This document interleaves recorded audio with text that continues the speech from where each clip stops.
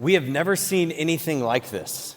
That is how this passage of Scripture ends. That's the final verse that's there. And I actually heard that phrase this week, but in an entirely different context.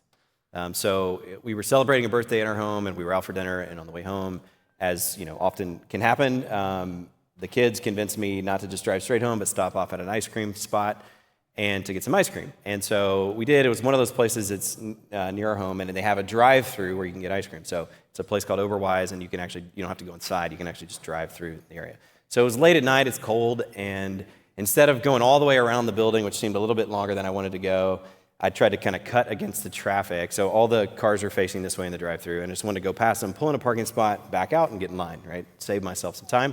And as I'm doing that, one of the girls said, "Dad, can we go in reverse through the line?" Because we were right next to it. And I thought, there's no rules against that. What would be wrong? So sure enough, instead of pulling a parking spot, I just reversed it in. So all the cars are facing this way, and we're just facing backwards. As they move forward, we move backwards, right? That was sort of what happened. And when you get to the place to order, it's not on my side. I don't order the food. So now our youngest daughter, who's sitting by the window, she's rolling her window down, and she, through all the cackles and giggles in the car, she's marching out or giving the order for the ice cream. And then we pull up to the window. The lady that was taking the order, has this big smile on her face, and it's like, never seen this before, and I thought, sermon material, here we go. This is she just quoted Jesus. She just quoted the passage. So I tell you that for two reasons. One is that it does connect specifically to that phrase, but secondly, I'd never gone reverse through a drive-thru before. I didn't have it. And somebody said they're going to try it after the 9. Don't send me your insurance claim, by the way. I'm not, there are people in here who can take care of that. I cannot, if you try it. But I'm going to reverse through the passage this morning. We're going to actually go through the whole thing backwards. And so it's going to feel a little bit unusual. Because of the pace we're on in the Gospel of Mark, as we go through this, we're asking one big question. The question is, who is Jesus? And in each section that we go through, we think we get a little bit of a glimpse to help answer that question. And today there's actually 5 different episodes in the passage that we're looking at. So there's a ton to cover. It goes all the way to chapter 3, verse 6. And so we're going to try to hit all of them today, but spend most of the time in the one that was just read for you at the beginning. But because I want to spend the most time there, we're going to start at the end, and we're going to go reverse through the drive-thru and try to hit each one of these. So there are 5, and each one of these episodes is in a sense, it's a disagreement. It's something that Mark is recording in Jesus' ministry in his life when he's teaching or interacting with someone that causes a controversy. And controversies have the opportunity, actually, to clarify things. They clarify values, they clarify issues, they clarify arguments. You can think about that in the Bible. You can think about that in church history. There's a big controversy known as the Reformation. The Catholic Church eventually became a Protestant church, and there was a controversy over who had authority over something. And as a result of that, both sides got a little bit more clear in what they wanted to do. Denominations split over this. Baptists, Presbyterians, what is the method? How do you baptize someone? How do you enter them into? What's the initiation rite into the church? Do you do it like this or you do it like this? And there were controversies, big controversies in church history over that. In your own life, you can think about this. In your marriage, you can think about it. Oftentimes you see these conflicts, but one of the things they do is they create clarity or shed a different light on something to make it more obvious than maybe it was prior to the controversy. And my hope is that each one of these gives us just sheds a little bit of light on who Jesus is, and we'll spend the most time on the first one. So I'm going to try to read at least a verse or two from each one of these. So in Mark chapter 3, that's where we're going to start. The first controversy has to do with the authority to interpret the scriptures or the law. It's what's happening. So this is a Sabbath day. There's a man who needs to be healed, and Jesus is standing before the Pharisees. And in verse 4, chapter 3, verse 4, he says this. I'll have all these on the screen so you can follow along there. Jesus asked them, which is lawful on the Sabbath? To do good or to do evil? To save life or to kill? But they remained silent. Right after this, Jesus says to the man, stretch out your hand. He stretches out his hand. He heals the man. And then it says this, the Pharisees, the leaders in the church, and the Herodians were the people that worked with Herod. It's more of a political group who would have been there as well. They get together and they start a plot in order to kill Jesus as a result of it. That's the way, and we're going to head to that at the end. But first, I want you to see that what Jesus is doing is he's setting himself up here as the authority to interpret the scriptures over and above the current authority to interpret the scriptures. So the Pharisees would be trained to do this. They would have all the credentials. They would have been seen in society. If you got a question about how to understand the law, okay, here's where you go. Go Wikipedia this, and you'll find the right answer, right? And the Pharisees stood in that place. And now Jesus is going to stand and go above them. And when he does that, when he makes that leap, or when he says, I know something about interpreting this that you don't know, of course it's going to cause controversy in the middle of this. One of the ways to think about this, if you've been watching college football in the last few weeks, all the playoffs are there, there's been lots of times when the game has been stopped and they said, oh, that was big. That didn't happen at 9. There's a collision, and they say, is that targeting? Is this foul? And so they call this like really smart guy named Gene Steratore, who's like sitting in New York looking at all the different screens, and he's like, if you don't know who that is, you're missing out. He's like super smart college football guy.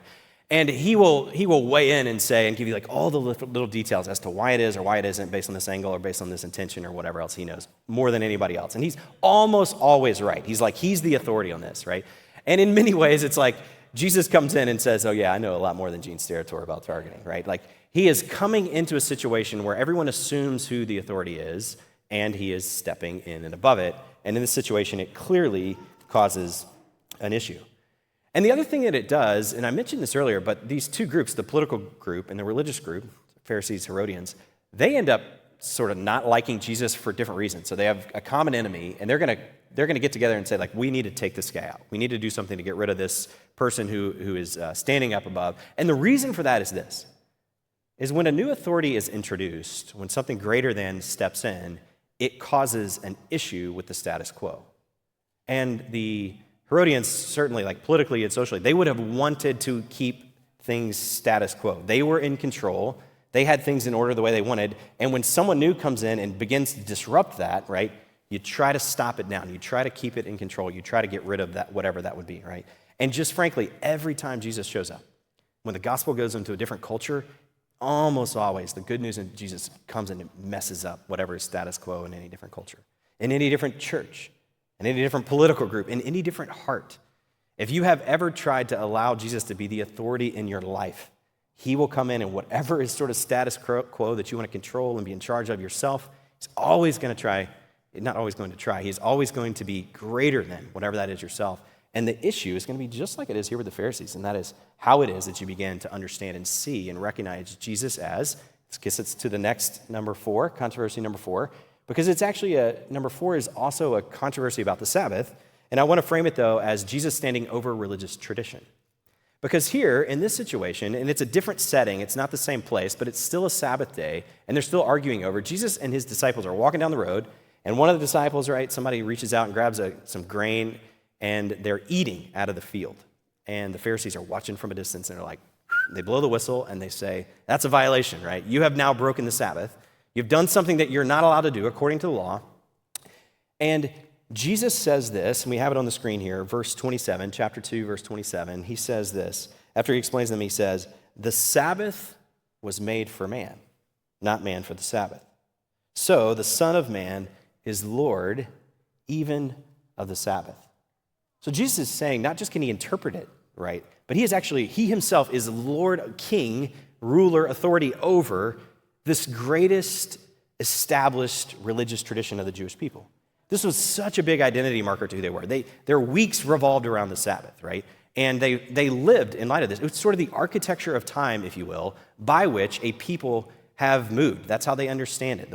Getting out of Egypt, where they weren't under the tyranny of Pharaoh anymore, where work was ceaseless. You never had a day off. You always worked, always worked, always worked, always worked. They were reminded when Sabbath was reestablished in their community, what? God works. He takes control of the world. You can stop working. You can cease from your work because God works. That is part of what this gift of Sabbath is. And Jesus is reminding them that he, as Lord of the Sabbath, wants them to know that Sabbath is a gift for them. At the end of this past year, one of the articles that we released at Lakelight at the end of the year was on, Glenn Wishney wrote an article on burnout inside of work. And one of the observations that he made in the research that he did was that in the past, in times past, this is actually, interestingly, Sabbath has been flipped because it was the ruling class, it was the authority class, it was the professional class, if you will, the executives, who used to live a life of leisure, didn't work a whole lot at all, but had people underneath them constantly working. And so Sabbath was this gift, if you will, to the working class because finally somebody could come in and tell them there is a limit to how much they can make you work, right? But in society today, it's almost been flipped, right? The people who can't stop working, the ceaseless work, are the people in the professional class often. because they work days and nights. They work nights and weekends. Their organizations are depending on them. There's always more work to do. There's always more revenue to make. There's always more sales to move forward in. There's always a competitor that's going to work harder than you, so what do you have to do? You have to work constantly harder. So now it's the working class or the lower class in a lot of Western societies who are limited in their amount of work they do. You can only work 40 hours. And after 40 hours, they got to stop.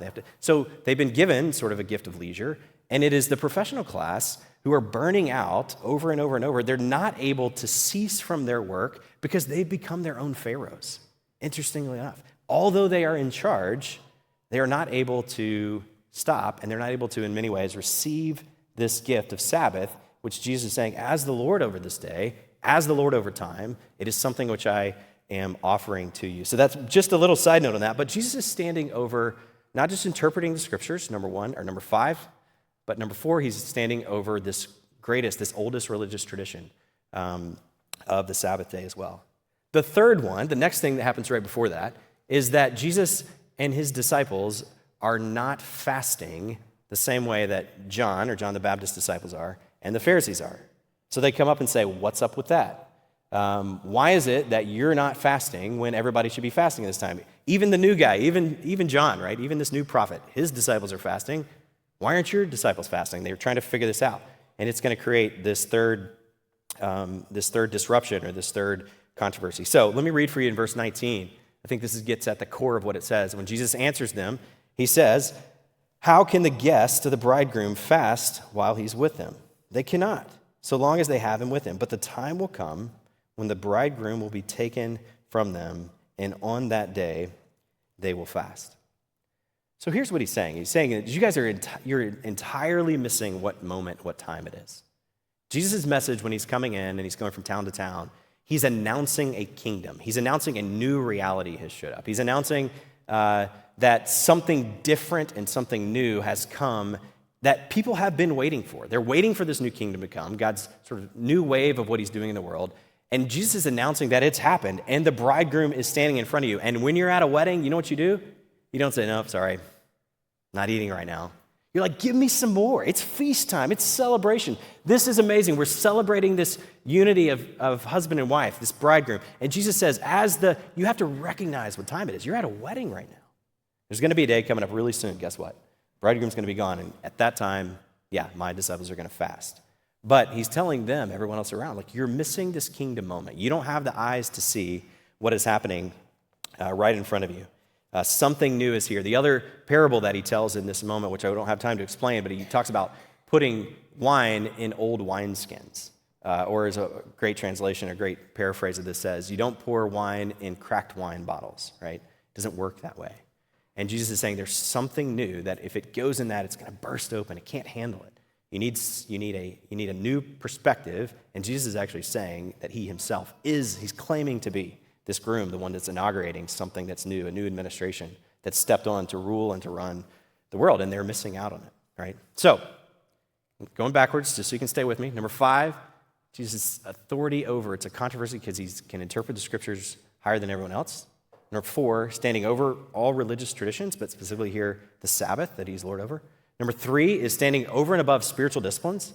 And then number 2 is that he's going to reorder or reestablish like the social order or the community by clarifying the mission of why it is that he came to earth to begin with. So in verse 16 of chapter 2, going backwards still, verse 16, it says this, when the teachers of the law, who were Pharisees, saw him eating with sinners and tax collectors, they asked his disciples, why does he eat with the tax collectors and sinners? On hearing this, Jesus said to them, it's not the healthy who need a doctor, it's the sick. I've not come to call the righteous, but sinners. So it's important to know, and if you're new to church, this may make no sense. Why are we talking about tax collectors in the first century? If you've been around a long time, you may have heard reference to this all the time. This guy, Levi, Jesus calls a guy named Levi, and Levi is a tax collector. He ends up being one of Jesus' closest disciples, radically changes his life, follows him. He gives us the Gospel of Matthew. Levi's name ends up being changed, is what church history thinks. When you see his name later on, he is the tax collector named Matthew, and Matthew gives us the first gospel. But in this situation, he's a tax collector, which means that he is in a Roman society, and he's in a position where he has enough money as a Jew to give the Roman government some money, and they designate him as a tax collector.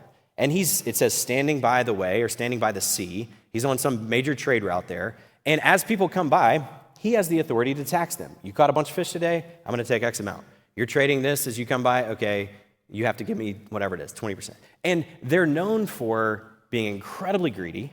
They're known for taking more than they should, extorting, illegal, dishonest. That's what a tax collector is known for. And because they're partnering with the Roman Empire over and above the Jews, taking money from the Jews to do this, they're seen as traitors on traitors, right? Disloyal of disloyal. So this is a vile person, right? This is somebody who, in society, this is not who you want to, be your Facebook friend, right? This is not what is happening in the situation. But what does Jesus do?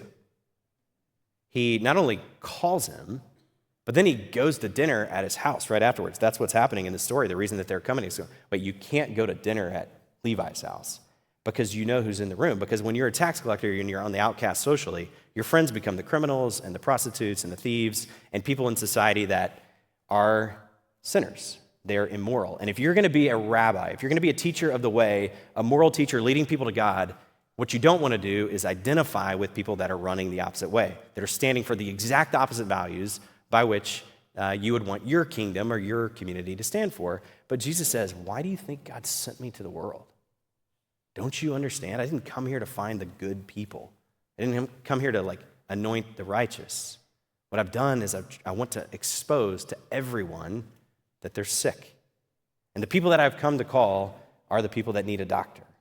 He calls them here, he calls them sinners. I found in the first century, there was a monument, and the inscription on it is a monument to an honest tax collector, which is like a humorous thing to think about. There's not many of them around, right? They don't really exist, so much so that if you find one, you better build a monument to this guy that does that. And I jokingly thought it's almost like finding a funny pastor, It's we need to build a monument to Siler Thomas because every once in a while you find somebody who's genuinely funny and is also trying to be a pastor. But in this situation, Jesus is saying, what is he saying?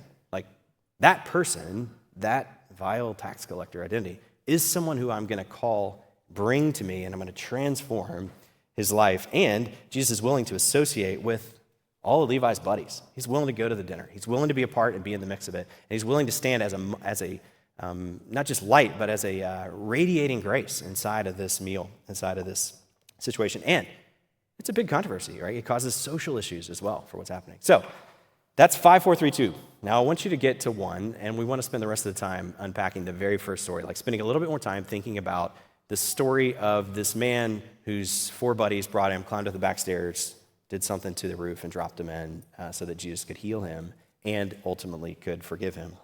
That's where I went ahead. So I want to read to you 2 verses from that just to remind you where we were. Back to that one since it's been a while. So verse 6, I hope we have it on the screen. There we go. Yeah, we have it there. It says this. This is what he said earlier. Now some teachers of the law were sitting there thinking to themselves, why does this fellow talk like that? He's blaspheming, right? That what he's saying, that's blasphemy. Who can forgive sins but God alone? Verse 10, but I want you to know that the Son of Man has authority on earth to forgive sins. So he said to the man, get up, take your mat, and go home.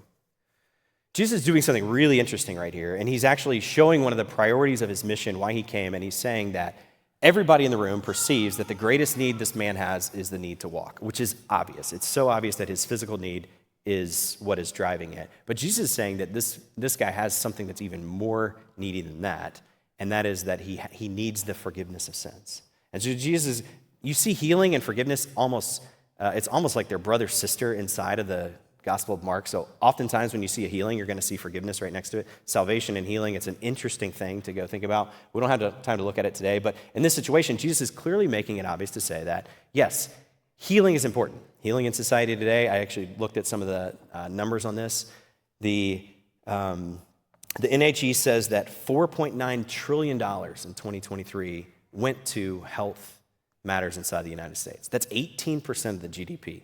Went to Medicare, Medicaid, insurance, claims, medicine, healing, issues of healing in the day. It's still a big deal today, right? If Jesus would have known sort of what his powers could have led to in 2024 in terms of profit margin, right? He might have still been, just kidding. But healing is a big deal then, and it's a big deal today. It's a huge deal today. But Jesus comes in and says, there's actually something more important than that. But the controversy is not that he said something's more important. That's actually what we're going to work through. But the controversy is that he claims to be the one to be able to deal with the sins, right? This guy hasn't sinned against Jesus. He hasn't done anything wrong. The only person you can forgive sins against is someone who's done you wrong, right? It does me no good to forgive sins if you hurt somebody else over here and I apologize for that. It doesn't do any good, right? You have to reconcile with the person who has done you wrong. You don't reconcile with like a third party. It's not helpful. And what Jesus is saying now is he's claiming that the fixed relationship can happen between him and the person, which is a big, that doesn't really work, right?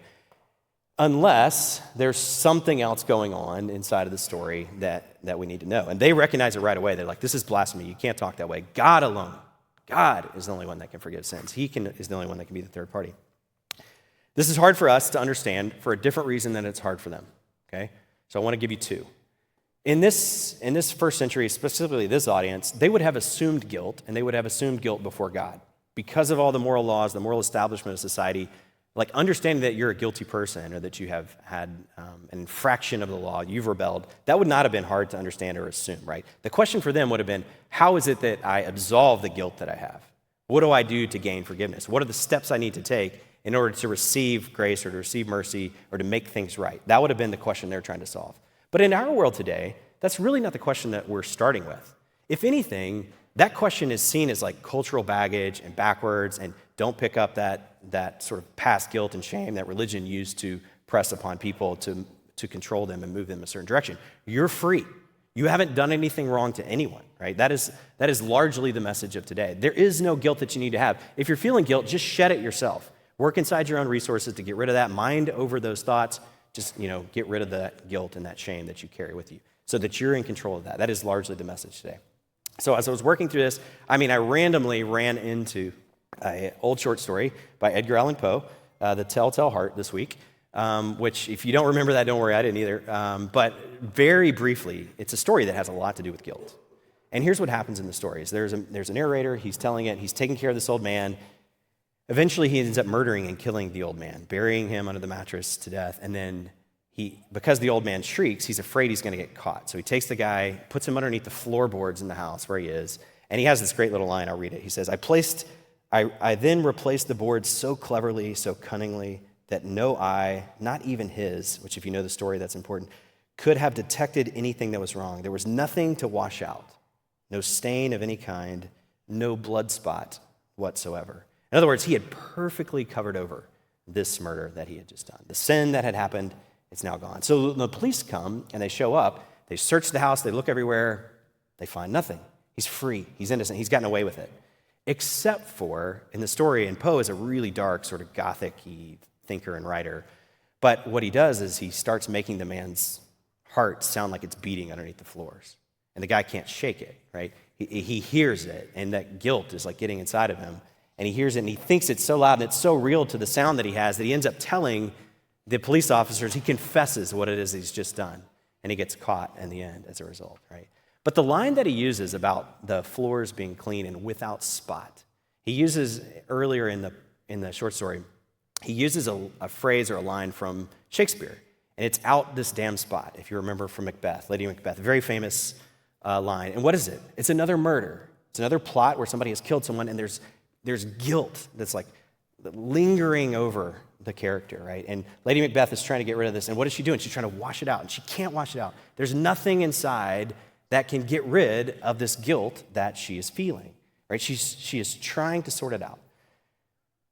And in society today, if you are working within a materialistic, non-transcendent world, just within your own resources and the books that you can read and the people you can find, that guilt, to remove that, is going to be an impossible task.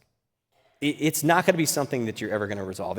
You're going to end up reading Poe, you're going to end up reading Shakespeare, you're going to end up reading literature to see that this is something that has been true about humanity for all times. And no matter sort of what psychological turn that you can work with it, you're still going to be looking for something else to make things right, to sort through this. Which brings us to the last thing, which is the reason, I think, number two, or the reason this is hard for us to believe, is that we are looking within a framework that God might not exist in order to make this make sense. Right? And here's how I want to share that or explain that with you. So this time of year when it snows, it's one of my favorite things to do is in our backyard at the house when there's like a new fresh blanket of snow is you get, it's like, you guys know this, but it's remarkable. You get like infrared radar on what all the animals did overnight, okay? Because if you stand up and look out there, it's like, here's where the little squirrel went, and he went up that tree, and he came down and went over here, right?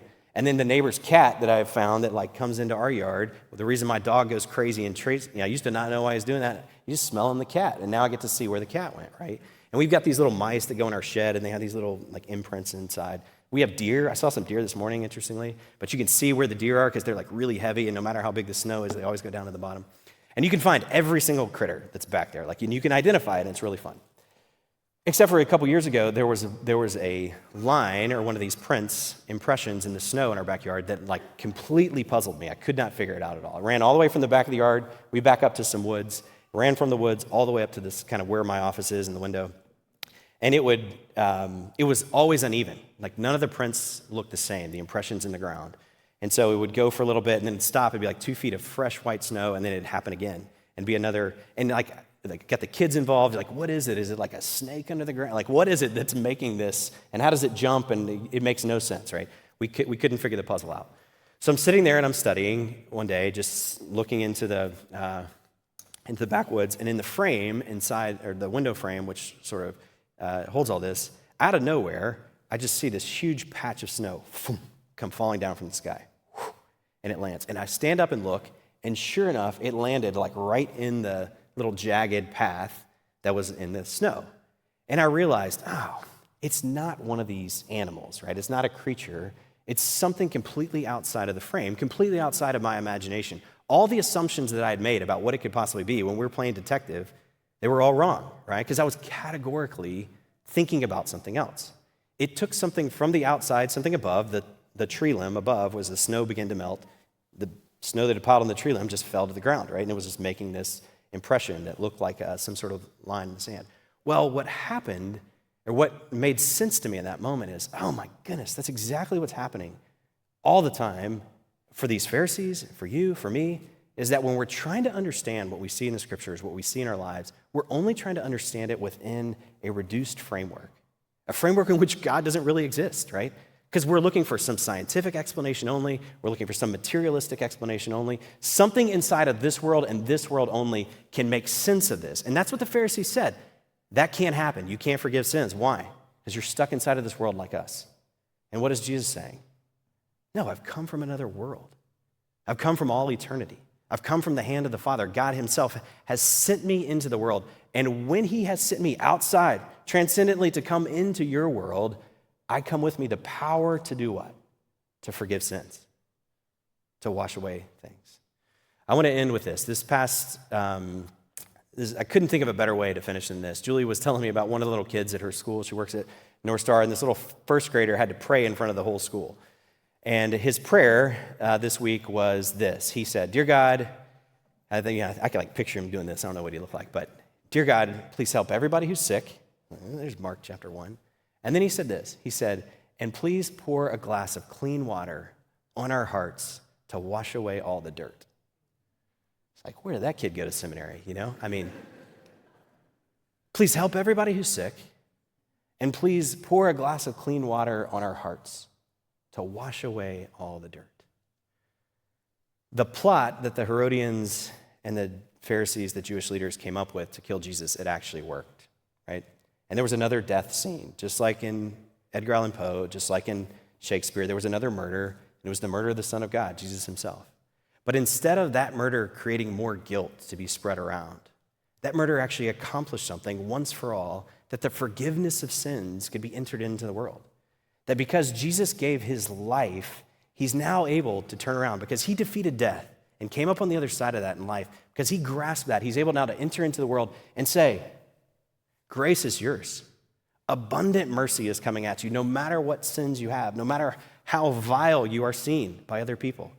That he is Lord of all the universe, and that he can come with full authority, enter into the world from a transcendent place, coming into our lives, and he can say, I have the power to make this man stand up and walk, but I have the power to also to forgive sins once and for all. Let's pray. God, thanks that we learn from children. Thank you that it's true that your life was given. It was poured out like a glass of clean water to come and to get rid of the dirt in our lives, to rub away the spots that no matter how hard we try to get rid of that ourselves, that we don't have the power to do it, resources in our own life to do that. But you do. And we thank you for these different episodes and disagreements inside of Mark's gospel today that help us understand who Jesus is a little bit more. God, and we pray that as we leave here, as we go to our small groups and talk, as we head off in family to lunch or whatever it is we're going next, God, that some of these truths about the heart of Jesus and what he came to do, this grand act of mercy to meet us in our darkest places and to forgive us of our sins would be true and ring true, and we would hear your voice this morning. In Jesus' name, amen.